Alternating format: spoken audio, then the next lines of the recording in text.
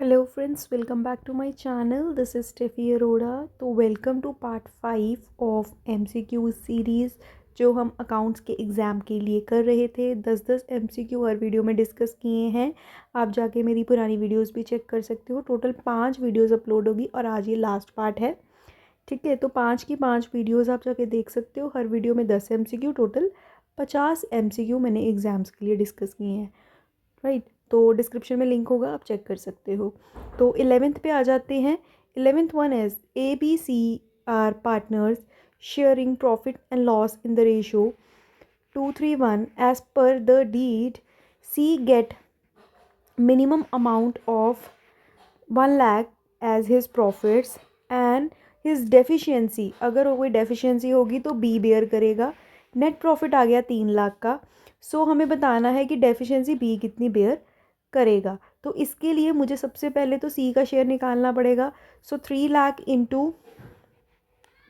1/, हम कर देंगे 6, ये आ जाएगा हमारा 50,000।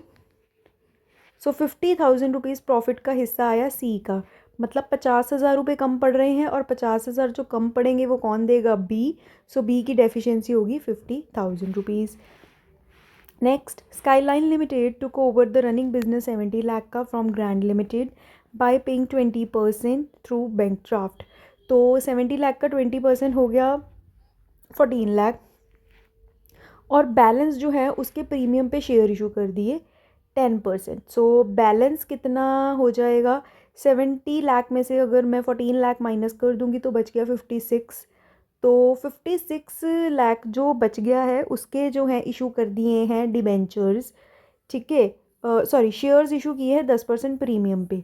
तो एंट्री पहले अगर मैं देखूं, एंट्री तो इसकी ये आएगी, grand limited account debit with 70 lakh to share capital to security premium to bank with 14 lakh.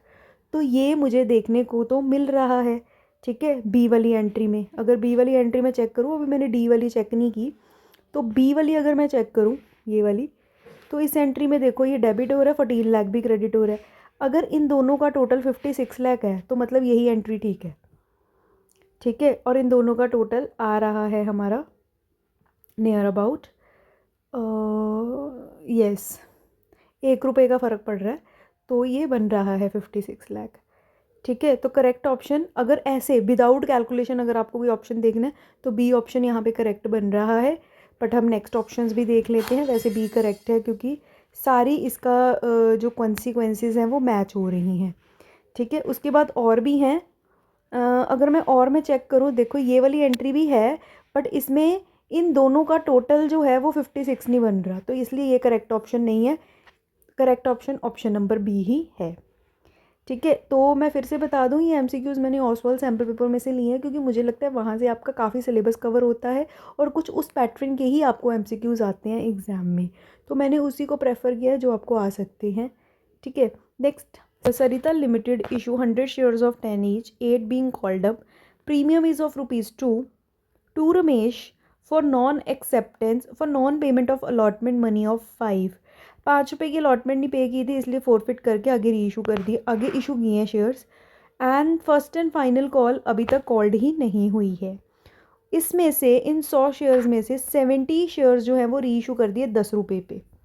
10 रुपये पे अगर इनको री इशू कर दिया है, अभी हमें बताना है कि इस पे गेन कितना था। अगर मैं डायरेक्ट बोलूँ, इसको डायरेक्टली भी कर लेते हैं, हम सीधा देखें कि इन शेयर्स पे कितने पैसे आए हैं विदाउट प्रीमियम। तो 2 रुपये एप्लीकेशन के हैं, 5 रुपये हैं अलॉटमेंट में, जिसमें 2 रुपीज़ तो प्रीमियम की हैं। तो अगर टोटल देखा जाए, 5 रुपीज़ जो हैं इन 70 शेयर्स पे ऑलरेडी आ चुके हैं 4 फीचर से पहले। ठीक है, जो कि वापस नहीं करने। तो अगर ओवरऑल गेन देखा जाए, कितना गेन हुआ, 70 शेयर्स पे 5 रुपीज़ जो हैं वो आए हुए हैं, जो कि एक गेन है री इशू पे। ठीक है, क्योंकि अभी इतना कॉल्ड ही नहीं हुआ जितना री इशू हो रहा है। तो अगर इन दोनों को हम मल्टीप्लाई करके देखें, 70 शेयर पे 5 रुपये ऑलरेडी जो आ चुके हैं, ये बन गया हमारा 350। तो करेक्ट ऑप्शन हो जाएगा 350 rupees. Next is Rupa and they were partners in a firm, they admit Naveen as an partner, जिसमें उन्होंने बोला है कि it was found that there was a claim against the damage, एक डैमेज के लिए क्लेम था which is to be existed in the firm, जो मे बी काउंट नहीं हुआ, and it is a liability. So एक लाइबिलिटी अराइज हो गई है एडमिशन के दौरान, इसको हम कहाँ पे रिकॉर्ड करेंगे? ऑब्वियसली रीवैल्यूएशन में करेंगे, क्योंकि एसेट लाइबिलिटी का सारा खेल वहीं पे होता है। आगे 15th, XYZ are partner sharing profit and losses 3:3:1 पे इशू हो रहा है। 1 लाख जो है मिनिमम गारंटी है जेड को, ऐसा ही क्वेश्चन अभी हमने किया है, और फर्म का जो प्रॉफिट है वो 12 लाख का है। सो फर्म का प्रॉफिट है 12 लाख का, जेड को गारंटी दी है कि उसको 1 लाख रुपए मिलेगा ही। सबसे पहले हम जेड का प्रॉफिट हिस्सा निकाल लेंगे, जो कि है 12 लाख का 1/6। तो 12 लाख का 1/6 तो 2 लाख हो गया। 1 लाख की गारंटी दी है, गारंटी से ऊपर ही वो प्रॉफिट कमा रहा है, तो क्या आंसर आएगा? बी कितनी डेफिशिएंसी देगा? कोई भी नहीं, क्योंकि ऑलरेडी उसकी जो है गारंटी से ऊपर अमाउंट वो प्रॉफिट कमा रहा है। जो लोग कहते हैं ना कि निल नन ऑफ द वर्ब कभी आंसर नहीं होता, तो होता है।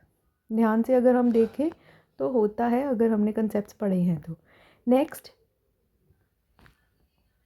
Capital account of X and Y show balance of 40,000 and 20,000 on 1 April 2022। They share profit and loss 3:2 में। एम ने जो है लोन दिया है 10,000 का 1 अगस्त को, और इसमें हमें बताना है कि कितना इंटरेस्ट ऑन लोन जो है वो पे होगा। तो यहाँ पे कोई भी हमें परसेंटेज नहीं गिवन, सो इस केस में हम 6% लेते हैं। वैसे भी जब डीड साइलेंट होती है हम एज्यूम ही कर लेते हैं कि डीड साइलेंट है। सो 10,000 की लोन अमाउंट है, जिस पे 6% इंटरेस्ट जाएगा। 1 अगस्त को अगर लोन दिया है तो टोटल हमारे हो गए 8 मंथ्स यूज़ करने के। सो इन सब की अगर मैं कटिंग करूँ,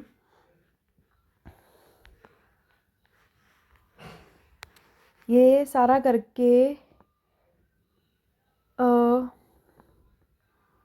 400 के आसपास आ जाएगा हमारा। ठीक है, 10,000 की लोन अमाउंट है, ये आप कटिंग करके थोड़ा देख लेना। तो ये हमारा 400 अमाउंट आ जाएगी, 400 आंसर आ जाएगा इसका, जो इंटरेस्ट पे किया जाएगा। नेक्स्ट क्वेश्चन पे आ जाते हैं। ABC पार्टनर्स हैं, partner A and C become insolvent. So क्या नया स्टेप होगा? दो पार्टनर्स इंसॉल्वेंट जब हो जाते हैं तो एक ही ऑप्शन यहाँ पे अप्लाई होता है कि जितनी भी एसेट्स लाइबिलिटीज़ है उनका सेट ऑफ हो जाए। ठीक है, एसेट्स को बेच के लाइबिलिटी पे कर दी जाए और बुक्स क्लोज की जाए, यही एक स्टेप लिया जाता है। अब देखो लाइंस में है ऐसा कोई स्टेप? फर्स्ट स्टेप यही है, the asset and liability is being sold. ठीक है, तो यही एक ऑप्शन है, बाकी तो नहीं चीज़ें की जाती, सबसे पहला स्टेप यही किया जाता है। तो यहाँ पे correct option option number A ही होगा। उसके बाद सेकंड ऑप्शन है कि हम रीवैल्यू करेंगे, फिर पार्टनर डिसकंटिन्यू, ऐसा कुछ भी नहीं होता, सिर्फ एसेट को बेच के लाइबिलिटी पे कर दी जाती है। ठीक है, तो ये हमारे MCQs हो गए पार्ट ए के। नेक्स्ट पार्ट बी के कर लेते हैं, जो कि 27 से स्टार्ट हो जाते हैं। आपके एग्जाम में भी 27 से ही स्टार्ट होंगे। तो which of the following is an limitation of financial analysis? It is just a study of report of the company. Yes, ये लिमिटेशन है। It just the ability of the firm to repay debts. ये तो सही बात की हुई है, limitation तो नहीं है। Identify the reason for change in financial position, ये भी अच्छी चीज़ है। रिलेटिव इंपॉर्टेंस बताता है, ये सब मेरिट्स ही लिखी हैं, तो डी मेरिट मुझे फर्स्ट ही लग रहा है। A option is in correct. So which of the following is not a part of finance cost? Finance cost का कौन पार्ट नहीं है? तो इंटरेस्ट तो होंगे पार्ट, लॉस ऑन इशू भी होता है, बैंक चार्जेस नहीं है क्योंकि बैंक चार्जेस अदर एक्सपेंसेस में आता है। तो यहाँ पे करेक्ट ऑप्शन होगा option number A. Next, debt to equity ratio है हमारी 3:1। तो हमें बताना है किसके कारण जो है ये रेशो डिक्रीज़ हो जाएगी। तो ये रेशो डिक्रीज़ होगी अगर हम डेट को यूज़ करना कम कर देंगे, इक्विटी या कोई और सोर्स चूज़ करेंगे। तो इसमें डेट को तो मैंने पहले ही बोल दिया, अगर ये रेशो कम हो रही है हम डेट तो यूज़ ही नहीं करेंगे। परचेज़ का यहाँ कोई लेना देना नहीं है, हम इक्विटी को प्रेफर करेंगे जब हमारी रेशो ये कम होती है। तो correct option option number D होगा यहाँ पे। Next, a cash flow statement show inflow and outflow of cash and cash equivalent from various activities. Yes, ठीक है। और primary objective is to provide useful information about the cash flow of an enterprise during a particular period under various heads. Yes, दोनों ही ठीक हैं, both statements are correct. Next, okay, और option में है ये, विच of the following is not an investing cash flow? Investing का कौन सा कैश फ्लो नहीं है? सो सेल परचेज होती है इन्वेस्टिंग में, तो ये सारी सेल परचेज ही है। बट अगर मार्केटेबल सिक्योरिटी की बात की जाए तो ये हमारी कैश एंड कैश इक्वलेंट का पार्ट है, ये इन्वेस्टिंग का पार्ट नहीं है। इन्वेस्टिंग में fixed asset, land, building and all यही सब आता है। तो इसलिए हमारा correct option option number A. Next last question आज का, 12% डिवेंचर्स है हमारे पास, ठीक है, जो कि पहले थे 2 लाख, अब हो गए 1,60,000, जहाँ से पता लग रहा है कि ये रिडीम होगी। हमें बताना है कि फाइनेंसिंग एक्टिविटी में कितना इनफ्लो या आउटफ्लो शो होगा। सो सबसे पहले तो ये जो डिबेंचर डिक्रीज़ हुए हैं इसकी अमाउंट आ जाएगी 40,000 रुपीज़, ठीक है। इसमें प्लस होगा इंटरेस्ट की पेमेंट। तो इंटरेस्ट हम कैसे कैलकुलेट करेंगे? अगर 2 लाख डिबेंचर्स हैं स्टार्टिंग में, 1,60,000 है एंड में, और डिबेंचर इशू हुए हैं 30 सितंबर को, मतलब अगर मैं कहूँ, एक सिंपल बात समझते हैं कि 1,60,000 जो डिबेंचर्स हैं ये मैंने पूरा 1 ईयर यूज़ किए हैं, और जो 40,000 डिबेंचर्स हैं ये मैंने 6 मंथ्स यूज़ किए हैं, ठीक है। इन दोनों का प्लस करके जो इंटरेस्ट आएगा वो यहाँ पे ऐड हो जाएगा, ओके। तो 40,000 का अगर मैं, कितना परसेंट डिबेंचर्स है, 12%, ये आ जाएगा मेरा 4,800। 4,800 का 6/12 भी तो करना है, हाफ कर देंगे, तो यहाँ पे मेरा आ जाएगा 2,400, क्लियर है। और